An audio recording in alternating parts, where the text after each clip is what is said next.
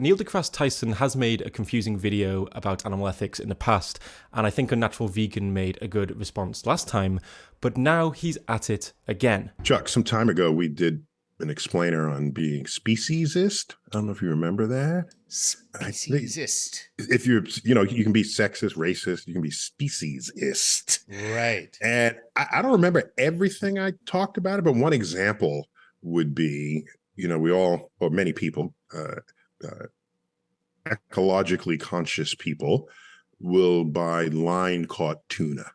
And you know why? Of course, yeah, because the net-caught tuna does a great deal of harm to the cutest animal that swims and breathes air. Yeah. None other than our reigning champion, the dolphin. Yeah, Flipper, Yeah, the dolphin. Yes.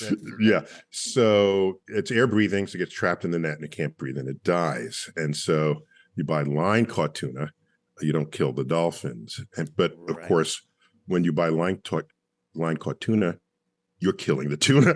so this is a speciesist decision you're making. All right. Right. Preferring to kill one kind of animal instead of another for whatever your reasons may be. Hold on. Is it speciesist to choose to kill one animal over another regardless of what the reasons may be? Suppose, for instance, that in a forest fire we focus on saving land animals instead of flying birds, because birds can escape much more easily. As a result of this decision, some birds die that would otherwise have been saved, but the total number of animals we save is larger. So there would be a clear justification for this differential treatment. Similarly, a charity working to prevent type 2 diabetes might choose to focus their resources on people from certain ethnicities who are at greater risk. But we wouldn't call that racist because the differential treatment is justified. And domestic violence outreach might focus their attention on women, but we wouldn't call that sexist. So defining speciesism is actually almost as difficult as saying speciesism. It turns out that it's more complex than I initially thought, and many different versions have been put forward. But one definition that sounds reasonable to me at least is the discrimination or prejudice against others based on their species membership. Consider this example. Let's say I have an old dog who is suffering greatly with arthritis and doesn't seem to be living a life that's frankly worth living anymore. Is it speciesist of me to choose to euthanize the dog rather than, say, euthanize one of my daughter's healthy horses? If I had a daughter who had horses. Well, according to Tyson, it would be, because I'm choosing to kill one animal over the other. But my decision isn't based on their species, it's based on the fact that I want to put my dog out of their misery, and I don't want to kill a perfectly healthy and happy horse. Just like it isn't necessarily sexist for a serial killer to kill a man over a woman, whatever the reasons may be, it also isn't necessarily speciesist to kill one animal over another, whatever the reasons may be. You can give the interests of both animals equal consideration and still justify killing one over the other. This is because their interests aren't always weighted the same. For instance, a pig's interest in avoiding being put into a CO2 gas chamber is stronger than my interest in avoiding a 5-minute mild headache. So it's important to note that rejecting speciesism and saying that we should give all sentient beings equal consideration isn't the same thing as saying that all sentient beings should be treated the same, because different beings have different needs. A pig doesn't have an interest in a right to vote, but they do have an interest in avoiding pain. And I don't need the right to an abortion, but that doesn't change the fact that we should reject sexism and give equal consideration to members of both sexes. Let's say you don't like killing animals. Right. Maybe that's why you're a vegetarian, okay? Nothing wrong with that as a point of philosophy. And many such people who live in homes might have mouse traps in their basement that are humane. You've heard of humane mouse traps. It doesn't snap the neck. Oh. Catch and release. Catch and release. And you got to get down there quickly because they dry up pretty fast in the trap. If you're not there checking on it every few days. Right. So you trap one, so there's the cute fuzzy little fellow mammal, and then you release it into the wild and you feel good. Right. All right. But if you analyze this, you realize that the life expectancy of the mouse in the wild is between 9 and 18 months because they are the tastiest of snacks for all manner of woodland predators. Delicious like morsels. Owls and hawks and crows and foxes. And right. So what you've done is shorten the life of the mouse by offering them up to predators. Whereas if you let it alone in your basement, it would live up to 6 years. So if you really cared about the life of that mouse, you would welcome it into your basement and have it bring all its friends while it's at it. Right. So this notion that you're against killing animals, maybe you're okay with them dying by other means, but it's not a fully thought through philosophy by just saving the life of the mouse instead of snapping its neck, because you'd rather see it getting swallowed whole by an owl. Because the deal is, it's not really about the mouse, it's about you. Oh, See, and how you feel. It's how you feel. It's why, you save the mouse. After that, you don't give right. You don't give a rat's ass what happened to the mouse. It's worth quickly mentioning that this mouse example can't be used to critique the vegan position, since people who abstain from eating animals are causing less animals to be bred into existence.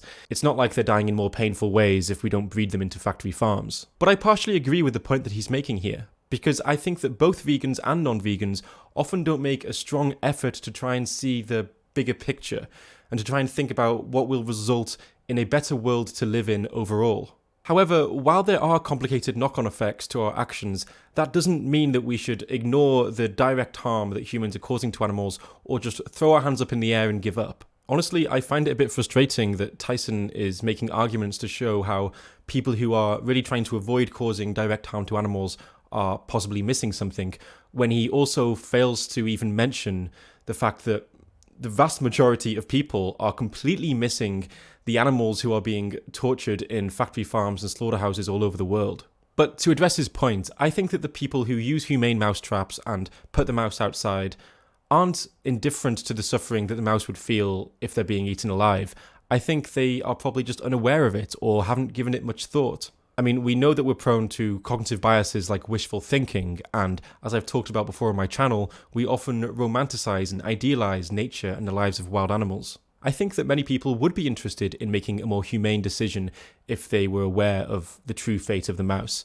And I'm not sure exactly, but perhaps that more humane decision might look something like using contraceptives to prevent more mice from being born and allowing that one mouse to live the remainder of its short life in your house. I also think that encouraging people to not kill mice in their home and to not trap them in really inhumane ways might help create a culture where we actually care about animals more. Whereas if we actually snap their necks, I think that we could become more desensitized to violence against them and less empathetic towards them. We know that even expecting to eat a meat-based snack has psychological effects that causes us to perceive animals to be less sentient. So if we're going to directly harm animals ourselves, what impact might that have on our psyche? If we can build a culture that extends our moral circle to include animals, then maybe one day we will do something significant about the suffering of the wild mouse. Having said that, I do think it's important to consider all the possible outcomes of our actions to the extent that's possible and reasonable without feeling completely paralyzed. I think it's important to aim for that rather than just looking at the direct effect that we can see right in front of us. Imagine aliens that photosynthesize like plants. Right. Okay. So they're actually plant-based sentient life instead of meat-based sentient life. Okay. Right. So they thrive on sun lamps that are in their ship or on their host star. All right. So nobody ever kills anything. They just sort of lay out in the sun and absorb the light. There it is. If they come to Earth, like what would they observe? So the funny part is they would see the meat eaters and wouldn't really fully understand them. Right. All right. They're these meat-based creatures killing other meat-based creatures for their survival, but they won't really care because they're only going to care about their own brethren, which are the plants, because they've heard that there's a great biodiversity of plant life on Earth. Which is why they care. This is in their tour guide, right? So they see the rainforests and they see the jungles and they see the sequoia trees in the Pacific Northwest, and they're just delight in this. And then they find a subset of humans who specifically target plants to slaughter. Oh, y'all gotta die. And this would kind of freak them out because These are these are their brethren. And so here they are cultivating plants to harvest them and eat them. And by the way, they'll feel sorry for our plants because our plants can't run away because they're sentient and they can like walk around, sentient in ways that we and think ambulatory, of. right? And ambulatory, that's the word I'm looking. Thank you. They can get around, whereas our plants can't. So they watch humans, a particular subset of humans, walk up to a plant and decapitate it. They would just completely freak. And they run away. Yeah, maybe they would feel sorry for the plants. They might personify the plants and fail to realize that the plants on our planet are not sentient beings like they are. Likewise, if I were to visit another planet and find an alien species munching on what appears to be humans who can't move, yeah, I'm probably going to feel sorry for them. I mean, I've evolved to feel empathy for beings who look like me, right? But if the situation is analogous to Tyson's hypothetical, I would be mistaken to believe that the humanoid beings in question are sentient. So there's no one to feel sorry for. The point is, while aliens who visit our planet might intuitively feel terrible when they see us eating plants, the plants themselves, as far as we know, don't give a damn. They care about us decapitating them to the same degree as a rock cares about us kicking it. And, of course, the same can't be said for a pig, or a cow, or a chicken, or a fish. So it's just another way to look at what you're doing as a vegetarian. It's a life form that occupies a sector of the tree of life. And you have decided that because we are, if it's for animal safety and pain and all of this, rather than through the environment, okay? Because of course, meat eaters are much more costly to the environment than plant eaters, all right? And they're gonna wonder, so here you are saving the mouse in your basement, okay? But what's your house made of? Well, it's made of the wood from 50 trees that might have lived 100 years, but they were cut down halfway through their lives. So now I don't care what you think after all of this. I mean, I care in the sense that I'm an educator and I want you to be fully informed. But if you're going to run around choosing, if you're going to run around choosing one species over another, look at the big picture first, and then go pick and choose what you want to eat and what you don't want to eat and what you want to kill. Yeah. If you cut a tree, does it not bleed? And it if certainly you cloak does. A tree, does it not suffocate? That's if right. you cut off its nutrients, does it not wither? That's right. So to turn around and say, the mouse I care about, but cut down the tree because there's a home I want to build. Just rebalance that and come back to the conversation. And you'd be surprised how differently you might be thinking. I enjoy how Tyson likes to zoom out from our human perspective and think about our choices from a different position. But what always seems to be missing in his thinking are questions like, what if it were me? To make this point clear, I want to end on a thought experiment where we have to imagine ourselves switching places with another being and experiencing things from their perspective. First off, I want you to imagine switching places with a tree and living through the perspective of the tree while they are being chopped down. Well, that feels like nothing, right? Because it probably isn't like anything to be a tree. Now imagine switching places with a fish that has been dragged out of the ocean and is now on land, gasping for air until they die. Well, we don't know what exactly it feels like to be a fish, but most likely it feels like something, and in that moment, I would imagine it feels pretty terrible. Imagine switching places with a pig who is being castrated without anesthesia. Now, a pig may have similar mental capabilities to a human toddler, but regardless of their mental capabilities, in their ability to feel pain, they might experience it very similar to us. Imagine switching places with a lobster and experiencing what it feels like to them to be boiled alive. How much would you pay to just avoid that experience? As humans, we have an in-group bias, and we have a bias towards beings who can speak, and a bias towards beings who look cute, and we may not ever be able to completely get rid of our biases, but we can do a hell of a lot better than this. Enormous numbers of animals all around the globe are suffering. Many of them experience suffering that seems comparable to middle-age torture, and many of them are suffering as a direct consequence of human actions. And many of them may experience suffering like we do. They may not be able to understand astrophysics like we can. They may not have existential worries, but having a high IQ doesn't change how it feels to be unable to breathe, or how it feels to be castrated without anesthesia, or how it feels to be gassed in a CO2 gas chamber. And if you don't understand that, if you really think that the plight of animals is similar to the plight of plants, then maybe part of you just doesn't want to understand.